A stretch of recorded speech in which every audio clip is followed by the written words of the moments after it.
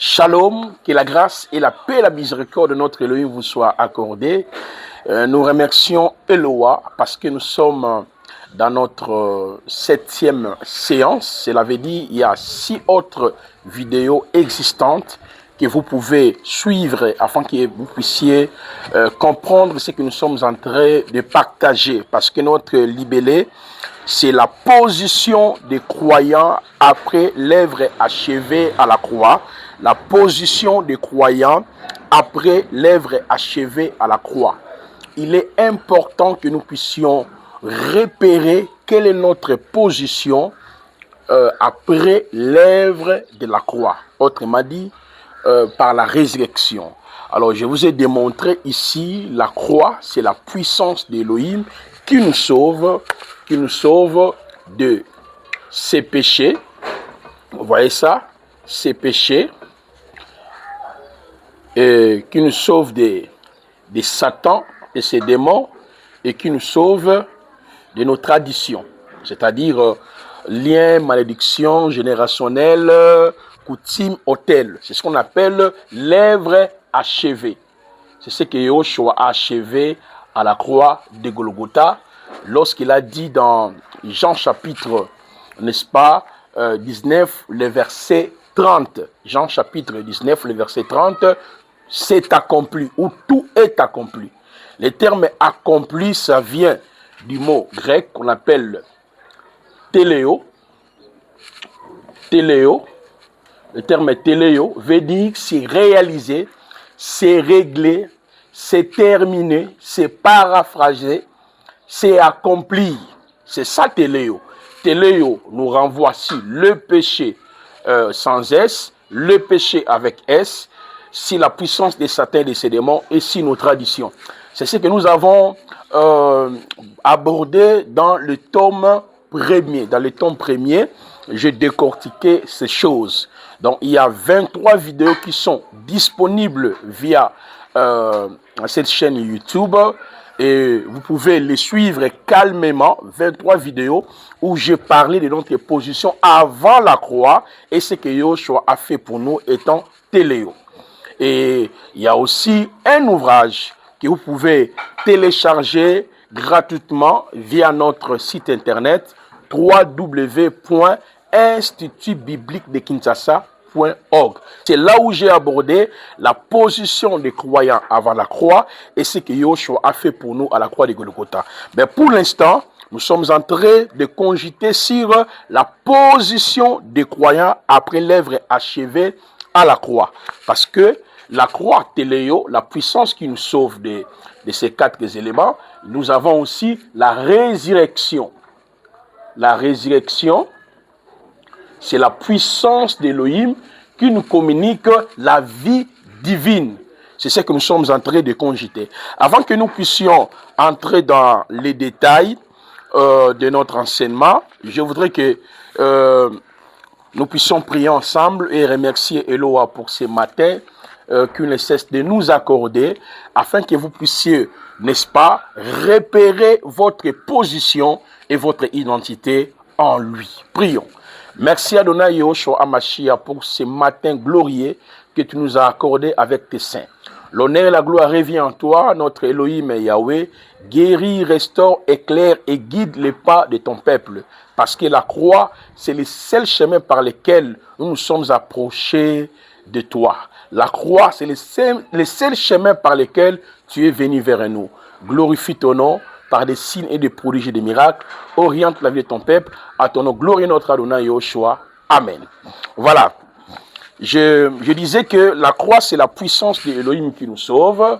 La résurrection, c'est la puissance d'Élohim qui nous communique, n'est-ce pas, la vie divine. C'est pour cela que je vous avais dit, frères et sœurs, vous ne pouvez pas prier ou servir Yahweh si vous ne connaissez pas votre position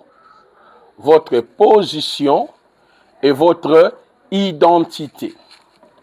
Ces deux choses sont tellement pertinentes. Ta position en Christ, avec Christ, par Christ et pour Christ, et ton identité en Christ, avec Christ et par Christ. C'est pour cela que nous sommes en train d'exposer, n'est-ce pas, cet ouvrage que vous pouvez aussi télécharger via le site www.institutbibliquedekinshasa.org. Partagez ça à vos frères, à vos sœurs, afin que ces derniers aussi puissent être élucidés en ce qui concerne notre identité et notre position. Je vous ai dit, l'ignorance de votre identité en Christ, de votre position en Christ, donne l'accès à Satan et à ses démons de pouvoir régenter leur domination, leur pouvoir, autorité dans nos vies.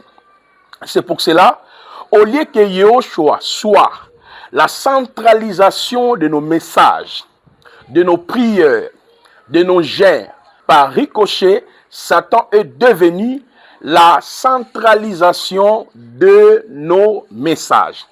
C'est pour cela qu'on lutte contre Satan, on fait de jeûnes contre les démons, c'est parce que nous ne comprenons pas notre identité. Hélas, Yahweh est en train de nous éclairer à travers l'exposé de cet ouvrage qui est tiré du grand cours qu'on appelle la sotériologie, afin que vous ne puissiez pas être ballottés par tout va de doctrine.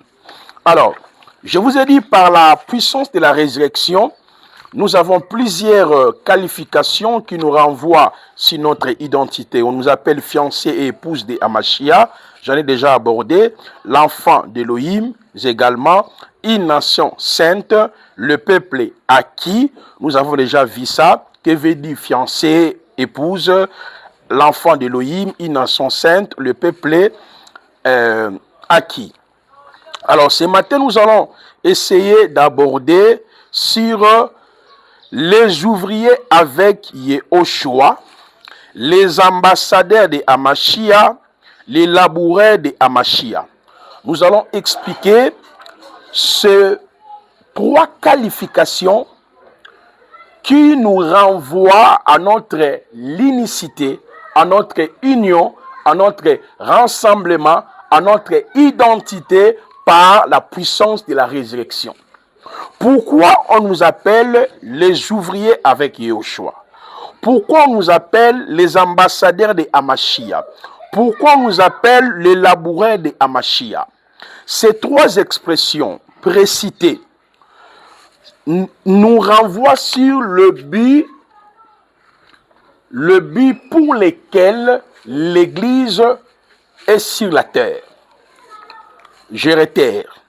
Ces trois expressions précitées nous renvoient sur le but pour lequel l'Église est sur la terre.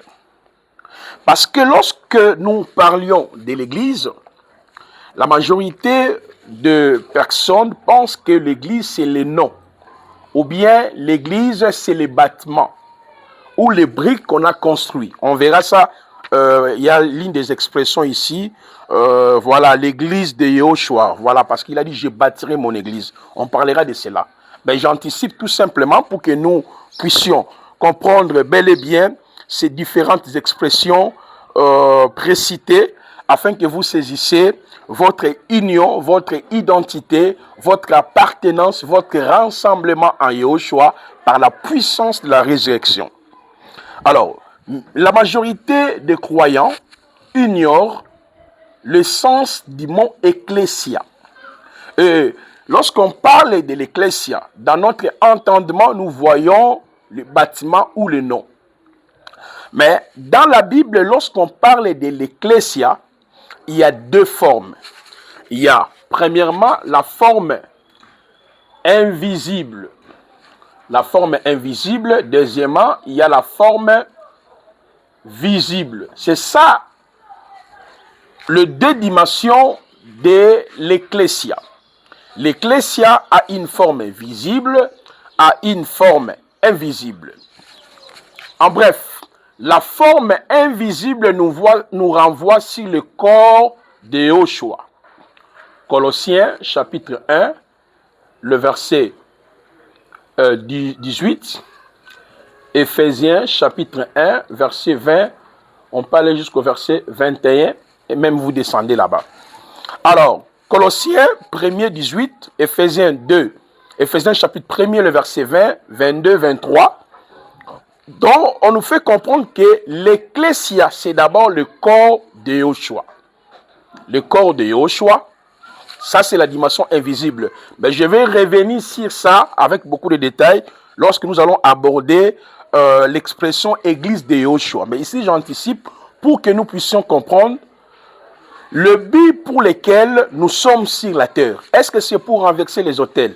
Est-ce que c'est pour gêner? Est-ce que c'est pour demander Dieu? Est-ce que c'est pour pleurer tout le temps? Seigneur, tu m'as abandonné, tu m'as laissé, tu ne vois pas ma situation? Est-ce que c'est pour aller ça et là auprès des prophètes, des bishops, afin de nous donner de l'eau, à se purifier, des huiles, à se laver avec? Donc, avec beaucoup des histoires de confusion qui règnent au sein de nos assemblées, c'est parce que les chrétiens n'ont pas compris leur identité et leur position en Yahushua.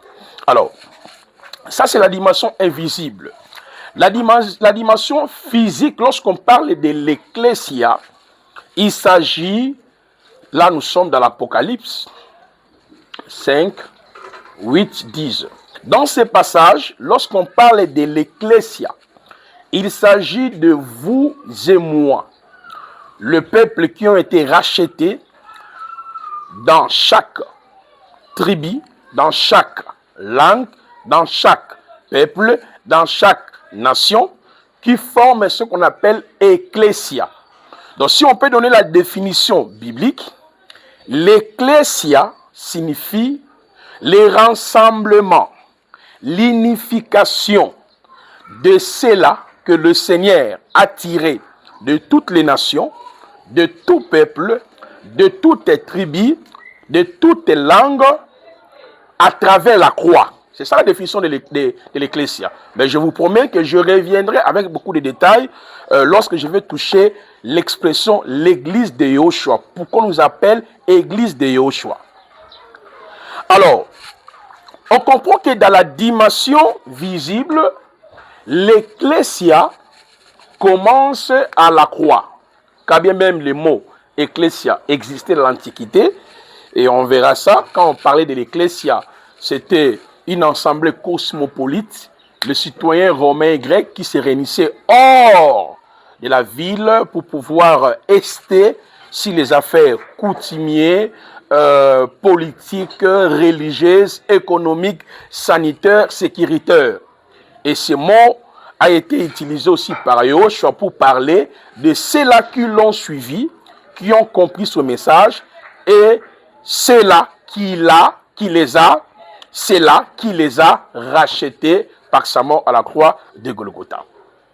Mais notez que lorsqu'on parle de l'ecclésia, le point de base, c'est la croix. Donc la croix, c'est le lieu de notre naissance. L'Église est née à partir de la croix. Alors, l'expression « les ouvriers avec Yahushua », les ambassadeurs de Hamashia, les laboureurs de Hamashia, je dis, ces trois expressions précitées nous renvoient sur le but pour lequel nous sommes sur la terre. Cela veut dire quoi? L'Église que nous sommes un peuple d'abord racheté. Ça c'est la croix, Apocalypse 5, 8, 10. Par son sang, il a racheté. Le mot racheté, ça vient du mot grec agorazo. Le mot agorazo veut dire rendre libre, libérer. On ne peut pas parler de l'ecclésia. Tu ne peux pas dire je vais à l'église, c'est toi l'église. On dit par contre que je vais à l'ensemblement de l'église. Tu ne peux pas dire je pars à l'église, l'église c'est toi. Selon la pensée de Mashiach, on ne peut pas parler de l'ecclésia sans agorazo. Agorazo veut dire racheter, rachat, libérer, rendre libre. Vous voyez ça? Or, je viens de vous dire, l'ecclésia, c'est une assemblée cosmopolite de hommes que Mashiach a sauvés, a appelés, à établir à travers la croix. Ok? On ne peut pas dire que nous sommes ecclésia, ou je suis église, sans être racheté agorazo. Alors, il nous a racheté de quoi? Il nous a racheté de ses péchés invisibles. Il nous a racheté de ses péchés avec S. Il nous a racheté de la puissance de Satan et de ses démons. Et il nous a racheté de nos traditions. C'est très important. Donc, lorsqu'on dit par son sang, il a racheté des hommes de toutes tribus, de tout peuple, de toute nation. C'est par rapport à Agorazo, nous avons été rachetés de quoi? De ces 4 captivités, la position qu'on avait avant l'œuvre achevée. C'est pour cela, lorsque les chrétiens cherchent encore la délivrance des traditions, les autels de malédiction, ça prouve que vous avez un problème. Raison pour laquelle on le verra avec cet nouvel ouvrage que je viens d'écrire, le salut holistique en Yahushua et les 3 étapes de la rédemption. Les gens confondent le vieil homme ou la chair ou le péché par rapport aux démons. Nous avons décortiqué bien de choses par rapport à cet ouvrage-là. C'est un ouvrage de 200 quelques pages qui est déjà disponible. Si le Seigneur le permet, au mois, n'est-ce pas, d'août que nous sommes, nous allons organiser une grande activité, je pense le 26, le 27, le 28, ici à Kinshasa. C'est en ce moment, c'est dans cette occasion-là que nous allons pouvoir distribuer ces livres gratuitement. C'est pour cela nous ne cessons de lancer les messages vibrants aux frères et aux sœurs qui aiment nos enseignements, qui aiment la parole d'Élohim. Veuillez nous envoyer vos contributions parce que ça va beaucoup plus nous aider afin que nous puissions imprimer cet ouvrage qui sera distribué gratuitement. L'objectif est que les gens soient éclairés, qu'ils comprennent en réalité l'œuvre de la croix et la vie chrétienne. Et nous attendons vos contributions. Déjà, on commence à recevoir déjà des contributions de part et d'autre. Nous disons merci au Seigneur pour les frères et les sœurs qui sont touchés. Voilà, on va vous donner le compte rendu.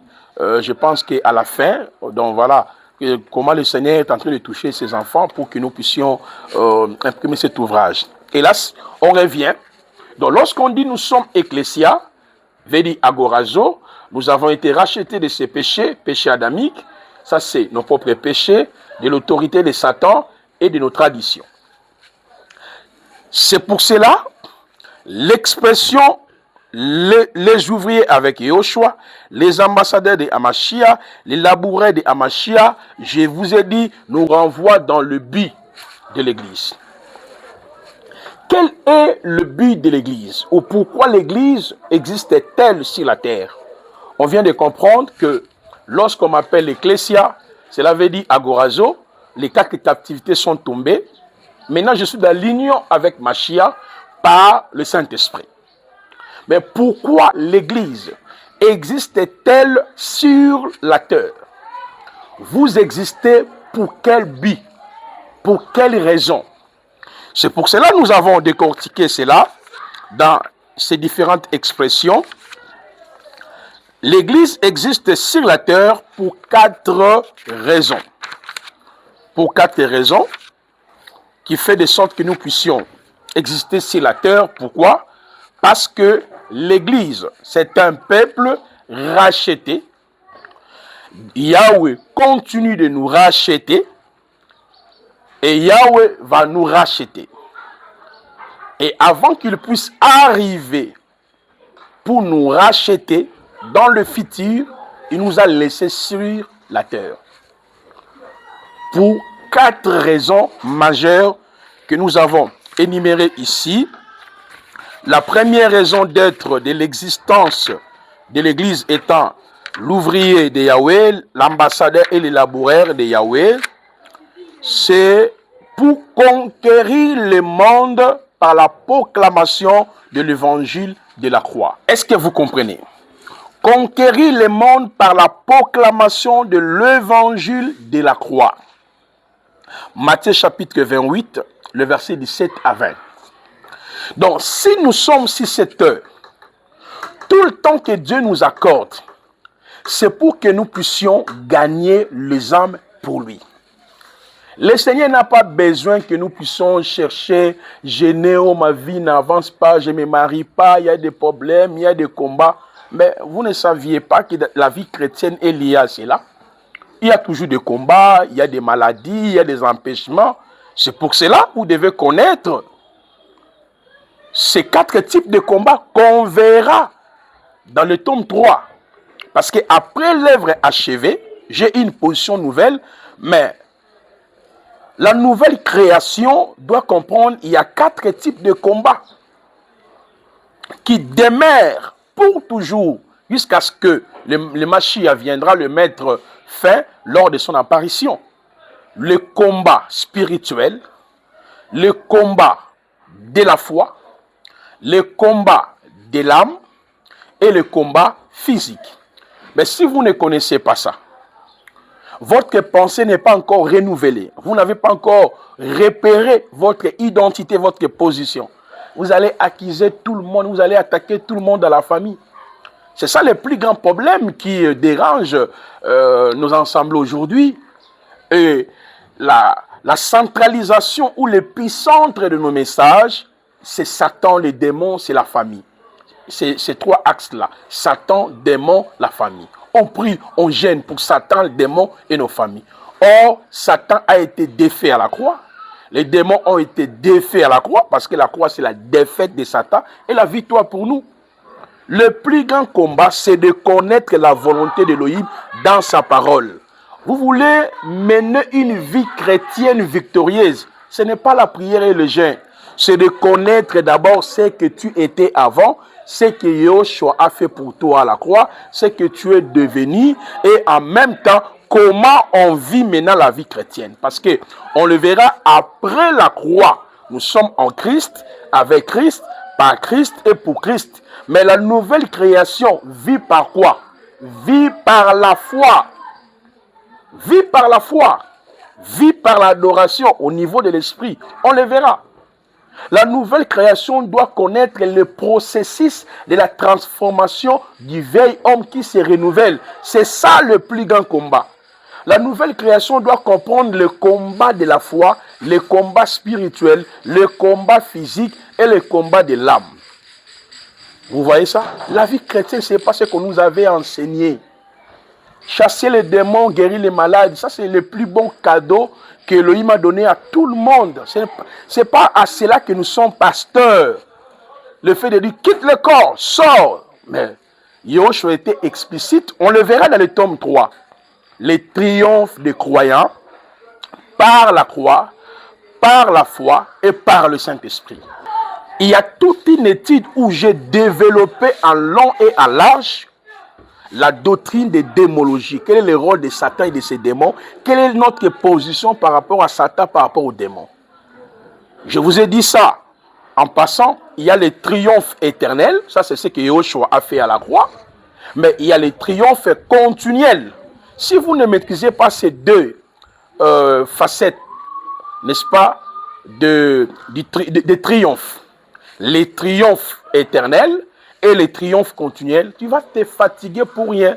Tu vas courir devant les prophètes, des apôtres, on va te bombarder avec des fausses prophéties. Vous voyez? Yahweh nous a dit, ne vous inquiétez de rien. En termes de manger, le vêtement et tout. Lui-même, il sait, on a besoin de cela. Comme nous, on a besoin d'avoir les moyens pour les livres. Il sait. Mais il a aussi ses enfants qu'il va toucher pour pouvoir soutenir son œuvre. Si vous ne comprenez pas ça, vous allez toujours en train de dire Dieu m'a abandonné, ma vie n'avance pas. Le plus grand problème, c'est le processus de la transformation de l'âme. On le verra dans cette nouvel ouvrage que je viens d'écrire. C'est là où j'ai fait une étude globale, où j'ai établi des moyens pour que notre âme soit assujettie à la volonté du Seigneur. Parce que l'esprit, c'est elle lui-même qui le gère. Alors, je reviens. La première raison de notre existence sur la terre, c'est la conquête des âmes. C'est pour ça qu'on nous appelle les ambassadeurs de Hamashiach, les laboureurs de Hamashiach, ok, les laboureurs de Amashia. Donc, si vous ne saisissez pas ces moyens, les ouvriers de Amashia, nous existons pour gagner les âmes. Regardez un peu ta vie. Pendant 1 mois, 2 mois, 3 mois, 4 mois, une année, tu ne fais que chercher les démons, ma famille, papa fait, maman fait, mais vous ne gagnez pas les âmes. Oh, Yahweh a dit, travaillez de mieux en mieux dans l'œuvre du Seigneur. C'est comme ce que je suis en train de faire. Je pouvais même aussi vendre ça, même $20, organiser une conférence, j'aurai l'argent. Je préfère, n'est-ce pas, les distribuer gratuitement et de partager la parole. Je suis en train de faire l'œuvre de mon Père. C'est en cela que nous sommes appelés la conquête des âmes. Lorsque vous lisez dans Luc chapitre 15, versets 1 à 9, Yoshua dit, il y a la joie au ciel lorsque un inconverti revient à lui. Est-ce que nous comprenons pourquoi nous sommes l'Église? Pourquoi nous existons sur la terre? Les histoires des hôtels, des malédictions, des démons, c'est déjà la croix. Vous ne comprenez pas, tu ne sais pas comment tu peux triompher par la croix, par la foi et par le Saint-Esprit. C'est ça que vous ne comprenez pas. Vous plénichez toujours, vous plénichez, oh non, les démons de ma famille, on m'attaque. Et revenons sur le but pour lequel nous sommes sur la terre. La deuxième raison d'être de notre existence, c'est l'édification mutuelle. C'est l'édification. La deuxième raison d'être de notre existence sur la terre, c'est l'édification mutuelle. Quand je parle de l'édification mutuelle, Yoshua n'a pas laissé son église vide. Il nous a donné les dons. Nous avons par exemple le premier groupe de dons, le don de l'enseignement, qu'on retrouve dans Éphésiens 4, le verset 11. Et quand vous lisez dans Éphésiens 4, le verset 11, il y a les apôtres en somme, le prophète en somme, les évangélistes en somme, les docteurs en somme, les pasteurs en somme. Ça, c'est Éphésiens 4 et 11. Lisez les versets 12, 13, 14. Dans le verset 12, 13, 14, le texte nous explique les 5 raisons pour lesquelles Yahweh a donné ses dons en somme dans l'Église. Pour le perfectionnement des saints, l'édification des saints, l'unité de la foi, la connaissance des fils de l'homme, à l'état d'homme fait et à la stature parfaite de Mashiach. Donc si Dieu t'a appelé apôtre, prophète, c'est dans ces axes, sur 3 axes. Premièrement, vers Dieu, Elohim, c'est pour adorer Dieu. Tout apôtre, prophète, docteur, c'est un adorateur. Deuxièmement, vers les païens.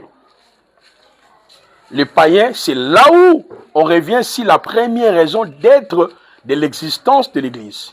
C'est la proclamation de l'évangile de la croix. Et dans la proclamation de l'évangile de la croix, il y a formé, équipé et envoyé. Est-ce que vous les fassiez, chers apôtres, chers enfants d'Élohim? Est-ce que vous comprenez? Nous avons désorienté les chrétiens sur l'essentiel, aussi la raison d'être de leur existence sur la terre. J'envie démon, j'envie papa, j'envie ta vie, démon, j'envie. Donc, toutes les années, c'est autour de Satan, autour des démons, autour de nos papas, autour de nos familles, autour de nos gènes. Il faut casser, briser. Et les gens n'ont pas compris pourquoi on les appelle les laboureurs, les ouvriers avec Mashiach, les ambassadeurs avec Mashiach. Ils lisent les textes, ils ne comprennent pas. Or, ce sont les expressions qui désignent votre attachement, votre union, votre identité, votre position supérieure à Mashiach. Oh, Baruch Hashem. Que le nom du Seigneur soit loué. Troisième raison, c'est pour l'Église. C'est ça, c'est donc. Quand tu es apôtre, tu es prophète, tu es docteur, Dieu t'a établi pour ces 3 raisons. D'aller vers lui par l'adoration et la louange, d'aller vers les païens formés, équipés, envoyés, et d'aller vers l'Église. Vers l'Église, c'est là où il y a les 5 raisons que je viens de citer pour le perfectionnement des saints, l'édification des saints, la connaissance des fils de l'homme, l'unité de la foi et à l'état d'homme fait et à la mesure de la stature parfaite du Mashiach. C'est ça les 5 raisons Pourquoi je suis pasteur? Ce sont les dons non spectaculaires, ne manifestent pas la puissance, mais c'est lié à l'enseignement. Enseignement, mais Yahweh accompagne ces dons par le signe, le prodige et des miracles. Et en même temps, il y a aussi les dons qui les accompagnent, les dons selon 1 Corinthiens 12. Là, je suis en train de vous expliquer pour le deuxième but pour lequel l'Église est sur la terre, c'est pour l'édification mutuelle. Et cette édification mutuelle ou commune ou communautaire, c'est fait par le don de l'Éphésiens premier. Ça, c'est le premier groupe. Deuxième groupe de dons. Deuxième groupe de dons, c'est les dons selon 1 Corinthiens 12, le verset 11. Dans 1 Corinthiens 12, le verset 1 à 11, c'est là où nous avons 9 dons spirituels. Et ces 9 dons spirituels sont répartis en 3 catégories. Dans la première catégorie, il y a le don des révélations. Dans le don des révélations, nous avons parole de connaissance, parole de sagesse et discernement des esprits. Deuxième catégorie, les dons de puissance. Il y a guérison, miracle et foi. Et la dernière catégorie, ce sont les dons d'inspiration. Nous avons le don de la diversité des langues, le don de l'interprétation des langues, ainsi que le don de la prophétie. Alors, ces dons, Yahweh les a donnés pour deux raisons. Un, c'est pour prouver sa résurrection ou attester qu'il est vivant, il opère, il guérit. Deuxième raison, c'est pour l'édification. C'est ça, les deux raisons pour lesquelles il y a déjà un ouvrage sur le don selon Ephésiens 4 et le don selon 1 Corinthiens 12 et le don selon Romains 12 que j'ai essayé d'écrire. Si tout va bien, au mois de novembre, l'ouvrage sera déjà disponible. Là où j'ai développé la notion de l'appel et la notion de don spirituel. Est-ce que la femme peut être apôtre, prophète ou non? J'ai expliqué le mode opératoire de ces dons. Ça va beaucoup plus vous aider dans votre marche avec Yahvé. Alors, ces dons, Yahweh les a accordés pour l'édification mutuelle. Le texte biblique nous donne 3 possibilités pour manifester l'un de ces dons de 1 Corinthiens 12, soit par la nouvelle naissance, 2 par l'imposition des mains, 3 par l'aspiration. Ce sont les moyens que Yahweh lui-même a établis. Donc personne ne peut dire il est né avec les dons de la guérison, avec les dons de la parole de connaissance, avec les dons des miracles, avec les dons de guérison. Non, ce sont les dons qu'on les reçoit après la nouvelle naissance. Et ce sont les dons qui sont gérés, n'est pas par l'homme, c'est Yahweh celle qui gère ces dons. Mais par ricochet, le don de l'Éphésiens 4 que je viens de citer, ces dons-là, on les reçoit depuis le temps éternel. C'est Yahweh lui-même qui nous a établis pasteur, prophète, docteur. Mais ces dons-là, ils s'activent sur la terre par la nouvelle naissance. Donc une fois que je suis né de nouveau, ces dons-là se manifestent. C'est déjà en moi, se manifeste. Mais les dons de 1 Corinthiens 12, ce sont les dons qu'on les reçoit après notre conversion. Alors, le dernier groupe de dons, ce n'est pas notre enseignement sur les dons. On est en train de vous faire comprendre justement l'importance de ces différentes expressions ou des qualifications qui nous renvoient à notre identité. Ce sont les dons de Romains 12, le verset 8. Quand vous lisez dans Romains 12, à partir du verset 1 jusqu'au verset 8, l'apôtre Paul a fait d'abord les résumés sur les dons. Et par après, il a évoqué la libéralité, la miséricorde, l'hospitalité et la gouvernance. Vous voyez, la libéralité, la miséricorde, l'hospitalité et la gouvernance. Le chrétien ne cherche pas ces dons-là, avoir la libéralité. Vous n'avez pas le temps d'aller évangéliser. Donne-nous les moyens, on va évangéliser. C'est ça les dons de la libéralité, les dons de l'hospitalité, les dons de la gouvernance et les dons de la miséricorde.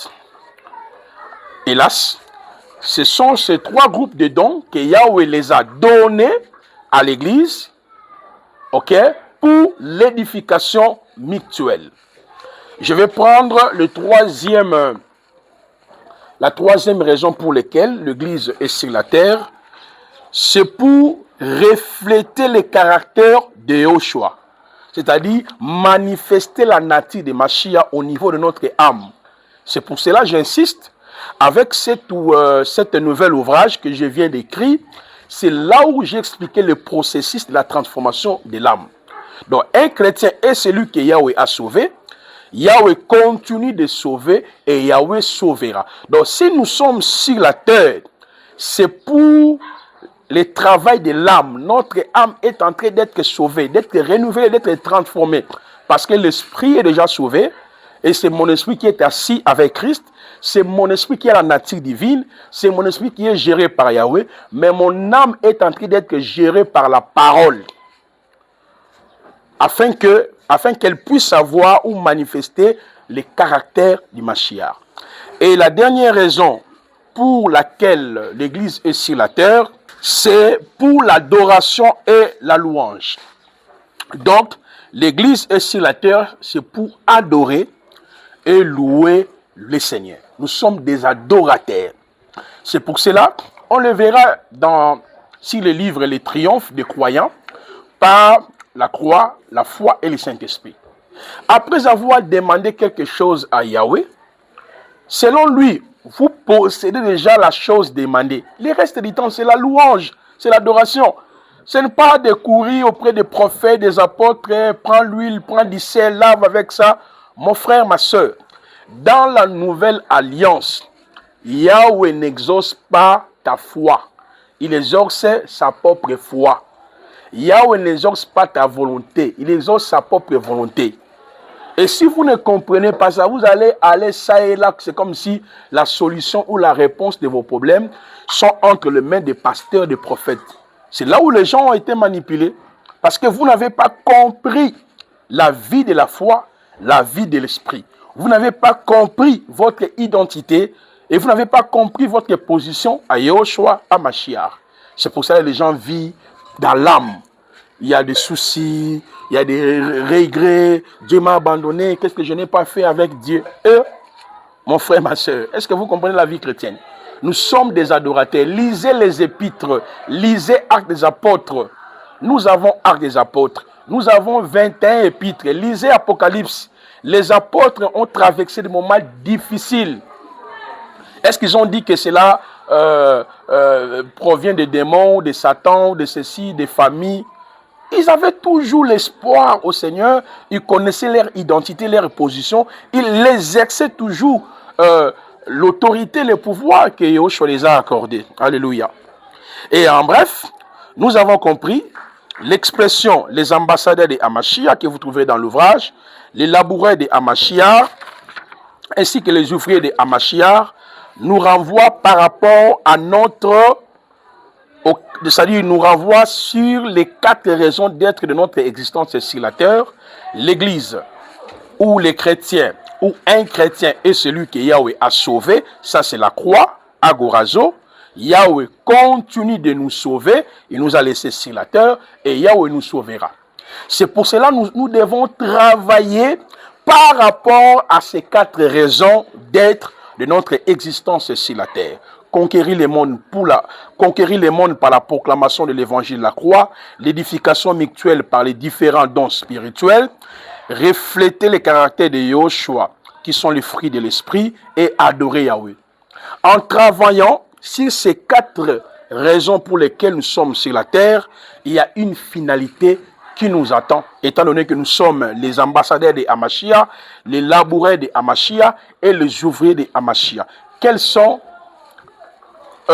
les choses qui nous attendent, ou la finalité de notre salut? L'enlèvement, le tribunal de Yahushua, le couronnement, le festin de noces de l'agneau, le règne millénium et la félicité éternelle. Dans 3 mois, l'ouvrage sera aussi disponible sur les 6 piliers futuristes de l'Église. La doctrine de l'enlèvement, la doctrine du tribunal de Yahushua, le couronnement, le festin de noces de l'agneau, le règne millénium et la félicité éternelle, ce sont des choses qui nous renvoient sur notre finalité. Yahweh nous a sauvé la croix, il continue de nous sauver en nous laissant sur la terre pour ces 4 raisons. Il viendra pour nous sauver Et c'est dans cette phrase-là, il y a l'enlèvement, le tribunal de Machia, le couronnement, le festin de noces de l'agneau, les reines milléniaux. Mais vous ne connaissez même pas ça. Tout ce que nous connaissons, démon, Satan, papa, maman, gêne, démon, Satan, papa, maman, démon, Satan. Ah! Ouvriers, ambassadeurs et les laboureurs de Machia, c'est le temps de travailler pour l'expansion du royaume. Nous arrivons déjà à la fin de notre formation de ce matin. Nous allons nous retrouver demain à la même heure, à la 8e leçon. Et c'est en ce moment-là, je vais attaquer l'expression le roi d'Élohim, le sacrificateur ou prêtre d'Élohim. C'est ce que nous allons tenter de pouvoir expliquer demain matin. Essayez de lire le livre. C'est juste un ouvrage de 197 pages. Téléchargez ça gratuitement. Je vais prier. N'oublions jamais, ceux qui veulent s'inscrire dans l'Institut biblique de Kinshasa, la porte, elle est ouverte pour tout le monde jusqu'à la fin du mois d'août. Donc venez, il y a des cours, tu peux apprendre et Yahweh va te bénir, va te guider dans ton ministère. Alors, n'hésitez pas aussi de nous porter votre soutien par rapport à cet ouvrage. Et Elohim Yahweh continuera à vous combler parce que vous travaillez pour l'expansion, n'est-ce pas, de l'évangile. Prions.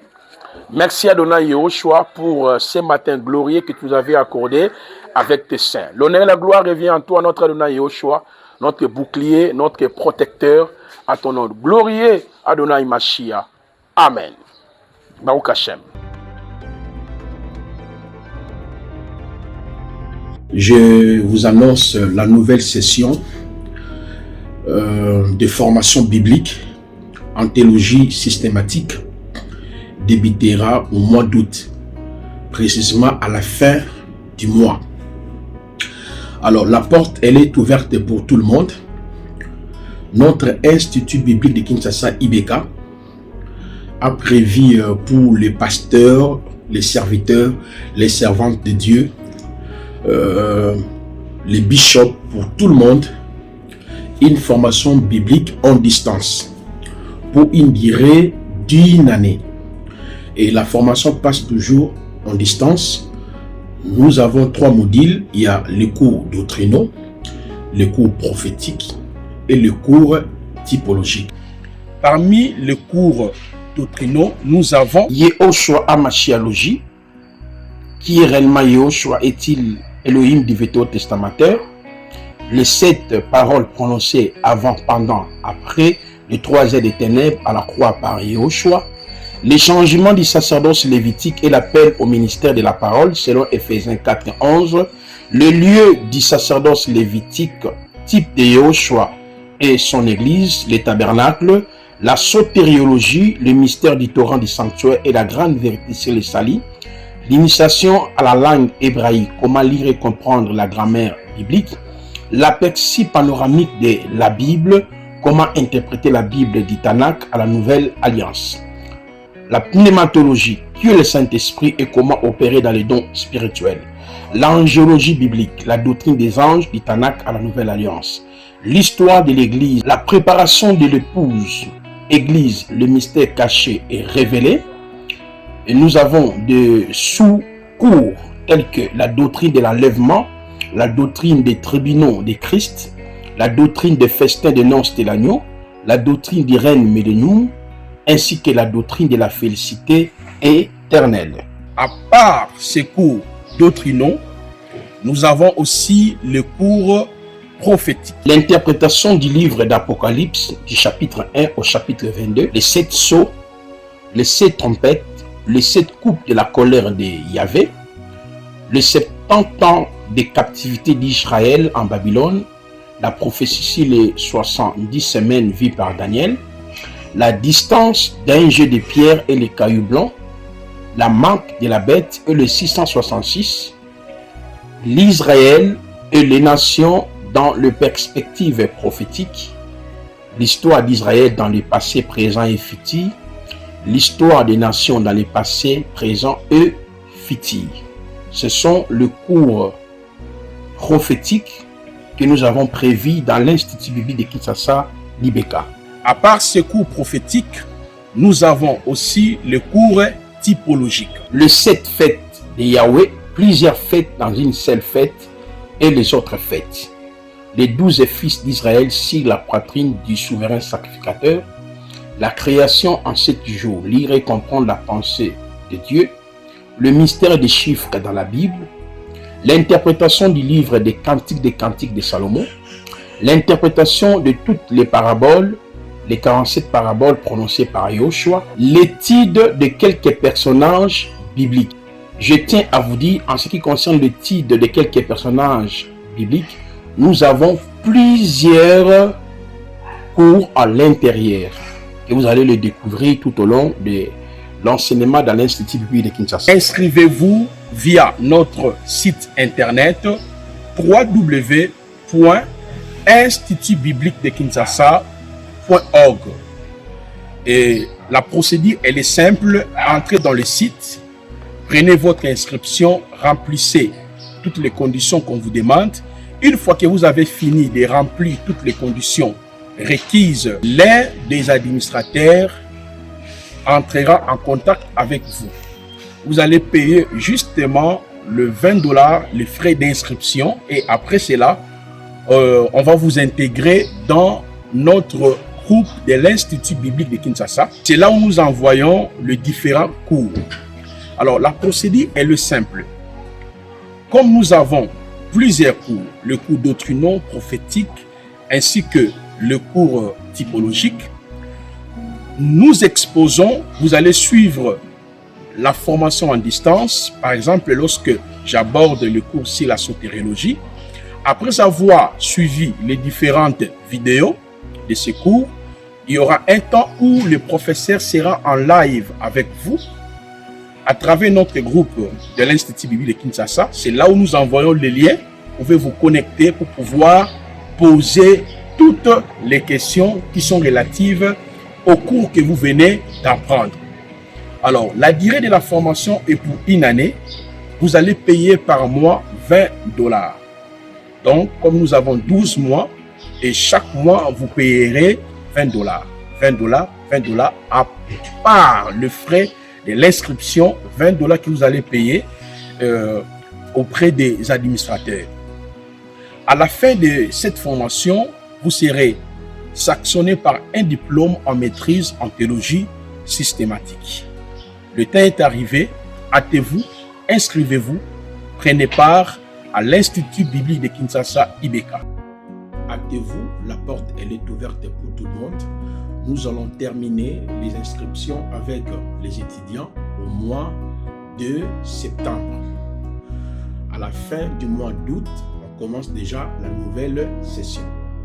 Donc, une fois que vous respectez toutes ces procédures que nous venons d'énumérer, et c'est en ce moment-là, vous serez accepté dans notre Institut biblique de Kinshasa.